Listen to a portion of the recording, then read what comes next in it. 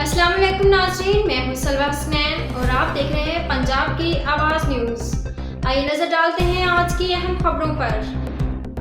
खबर शामिल करते हैं सूबाई दारुल हुकूमत लाहौर से हमारे नुमाइंदे की रिपोर्ट के मुताबिक वज़ीर आला पंजाब मोहतरमा मरीम नवाज शरीफ साहबा और लेबर मिनिस्टर पंजाब फैसल अयूब खोखर की तरफ से मजदूरों के फलाही बहबूद के कामों के लिए एक्सपो सेंटर में एक तकरीब का इनेकाद किया गया, जिसमें तमाम यूनान तंजीमों ने पैकेजेस ग्रुप के जनरल सेक्रेटरी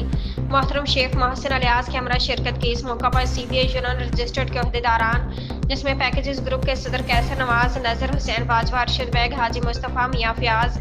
हाजी कामरान, हाफिज हबीबुर रहमान, आसिफ डोगर, हाफिज इरफान, अब्दुल सत्तार चीमा, अकील नासिर, मलिक नवीद, मलिक नूर, अल्लाह बख्श मीडिया कोऑर्डिनेटर और कोऑर्डिनेटर लेस्को मुबशिर कामियाना ने भी अपने कायद मोहतरम शेख मोहसिन अलियास के हमरा कसीर तादाद में कारकुनान के साथ शिरकत की। इस मौके पर मुबशिर कामियाना ने पाकिस्तान मुस्लिम लीग नून के रहनुमा अफवाह कॉलेज के दरशवाल से और मुख्तलिफ सूबाई पंजाब असम्बली के मेंबरान, जिसमें MPA बीबी वडेरी,